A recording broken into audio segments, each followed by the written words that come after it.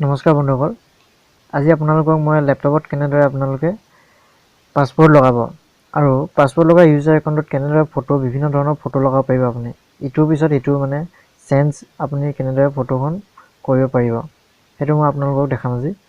তাৰ আগতে যদি আপোনালোকে এতিয়ালৈকে যদি মোৰ চেনেলটো ছাবস্ক্ৰাইব কৰা নাই তেনেহ'লে ছাবস্ক্ৰাইব কৰি লওক আৰু কাষত থকা বেল আইকনটো ক্লিক কৰি লওক, যাতে মই আপলোড দিয়া সকলো ধৰণৰ নতুন ভিডিঅ' আপোনালোকে টোটালিকৈ চাব পাৰে।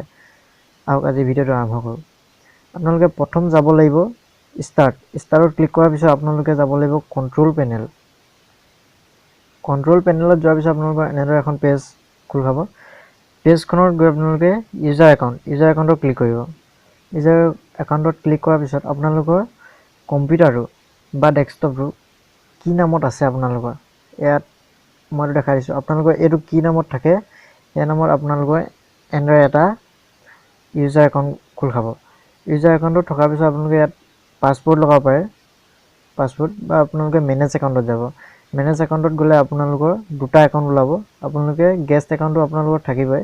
গেষ্ট একাউণ্ট হোৱাৰ পিছত আপোনালোকে এটা যদি ক্ৰিয়েট কৰিব বিচাৰিছে একাউণ্ট তেতিয়াহ'লে ক্ৰিয়েট এ একাউণ্ট লিখিব। তাৰপিছত ইয়াত দেখিব আপোনালোকে নামটো বিচাৰিছে নিউ একাউণ্ট নেমটো আপোনালোকে কি দিয়ে নিজৰ কথা, নিজৰ নামটোহঁত দি দিব বা বেলেগ দিলেও দিব।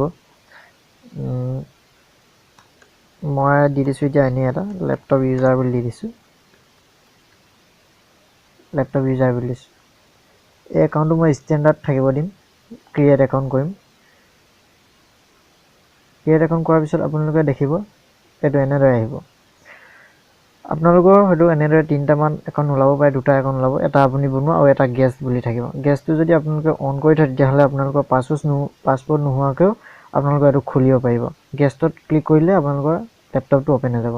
যদি এইটো আপুনি একাউণ্টটো যদি অফ থাকিব দিয়ে তেতিয়াহ'লে গেষ্ট একাউণ্টটো অফ থাকিলে আপোনালোকৰ তাত কোনো অপশ্যন নোলাব, কম্পিউটাৰটো লক খোলা বাহিৰে আৰু নোৱাৰিব আপুনি।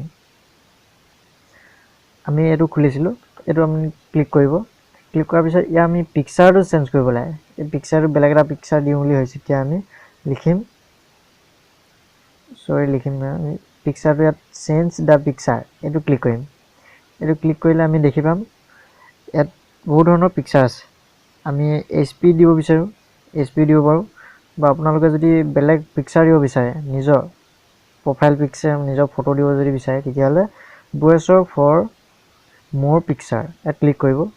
তাৰপাছত আপোনালোকৰ এনেদৰে পেজ ওলাব। পিকচাৰ সাধাৰণতে এইটো পিকচাৰ ওলাব। আপোনালোকে ক'ত নিজৰ ফটোবিলাক থৈছে তাত যাব, তাত গৈ পিনে চিলেক্ট কৰিব। চিলেক্ট কৰাৰ পিছত কোনখন ফটো আপুনি দিব বিচাৰে সেইখন ফটো ইয়াত আপলোড দি দিব। অ'পেন কৰাৰ পিছত এইটো দেখিলে আপোনালোকে এইটো মোৰ ফটোটো আহি গ'ল। যদি আপোনালোকে নামটো চেঞ্জ কৰিব বিচাৰে তেতিয়াহ'লে চেঞ্জ দ্য একাউণ্ট নেম কৰিব। ইয়াত গ'লে আপোনালোকৰ নেমটো চেঞ্জ হ'ব। মই দেখাই দিছোঁ। প্ৰথমে আছিলে আমাৰ লেপটপ ইউজাৰ, মই এতিয়া কৈ দিম এইটো ডিপ কৰি দিম, DEEP লিখিম, যিহেতু মোৰ আগতে এটা ডিপ বুলি আছে, DIP বুলি, ডিপ দেখিলে আপোনালোকে যদি পাছপোৰ্ট আপোনালোকে বিচাৰে দিবলৈ তেতিয়াহ'লে ক্ৰিয়েট পাছপোৰ্ট দিব। পাছপোৰ্টত আপোনালোকে যোনটো পাছপোৰ্ট দিয়ে সেইটো কিন্তু মনত থ'ব লাগিব। যদি পাহৰি যায় তেতিয়াহ'লে লেপটপটো আপোনালোকৰ অ'পেন নহ'ব। আপোনালোকে পাছপোৰ্ট দিব লাগিব। পাছপোৰ্ট মই এটা দি দিছোঁ। পাছপোৰ্ট আকৌ সেই যোনটো পাছপোৰ্ট ইনপুট কৰিলে সেইটোকে আকৌ আপোনালোকে কনফাৰ্ম কৰিব লাগিব। তাৰপিছত আপোনালোকে ইয়াত হিণ্ট এটা দিব। পাছপোৰ্ট আপোনালোকে যদি এইটো দিব বিচাৰে তেতিয়া দিব পাৰে। হিণ্টটো পাছপোৰ্টটো এনেধৰণৰ হ'ব বুলি এইটো হিণ্টটো দেখাব। আপোনালোকৰ যদি দুবাৰ মৰাৰ পিছত যদি ভুল হয় এনেধৰণৰ হ'ব বুলি দেখাব। সেইটো আপোনালোকে দিব পাৰে, নিদিব পাৰে। মই এতিয়া এনেই দি থৈ দিম এটা ডিপ স্পেচ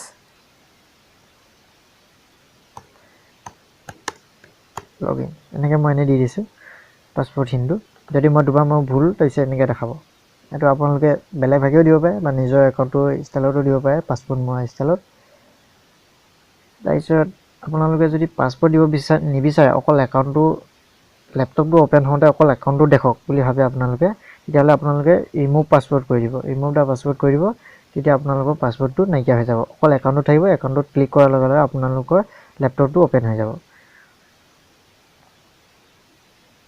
আৰু যদি একাউণ্টটো ডিলিট কৰিব বিচাৰে আপোনালোকে, এইটো একাউণ্ট মোক এতিয়া নালাগে, ধৰি লওক মই এতিয়া ডিলিট কৰি দিব বিচাৰোঁ, তেতিয়াহ'লে ডিলিট একাউণ্ট কৰিব।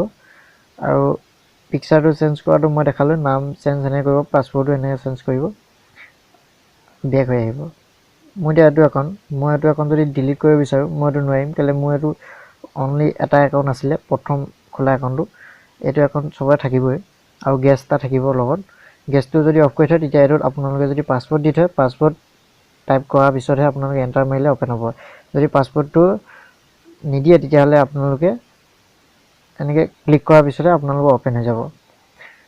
পাছৱৰ্ড দি থ'লে পাছৱৰ্ড ইনপুট কৰিব লাগিব। যদি গেছ একাউণ্টটো অন থয় তেতিয়াহ'লে গেছ একাউণ্টটো ক্লিক কৰাৰ লগে লগে সেনেদৰে অ'পেন হৈ যাব।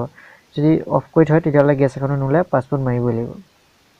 মই এইটো এক্সট্ৰাকৈ ক্ৰিয়েট কৰা একাউণ্ট হয়, ইউজাৰ একাউণ্ট, সেইকাৰণে মই এইটো এনেদৰে যদি ক্লিক কৰি দিওঁ মই ডিলিট পাছৱৰ্ড একাউণ্ট বুলি ল'ব, ডিলিট দ্য একাউণ্ট, তেতিয়াহ'লে মই এইটো ডিলিট কৰি দিব যদি বিচাৰোঁ তেতিয়াহ'লে ডিলিট একাউণ্ট মাৰি দিলে মোৰ এইটো একাউণ্ট যাবগৈ, ডিলিট হৈ যাব। এতিয়া মোৰ দুটা আছে, এতিয়া মই যদি বিচাৰোঁ এইটো অফ কৰি থ'ম, তাৰপিছত এইটো মই এতিয়া পাছৱৰ্ডটো যিহেতু আঁতৰাই দিছিলোঁ, এতিয়া পাছৱৰ্ড মই এইটোত লগাম, ক্ৰিয়েট পাছৱৰ্ড লগাই থাকিম যাতে বেলেগে অন্য কোনো খুলিব নোৱাৰে।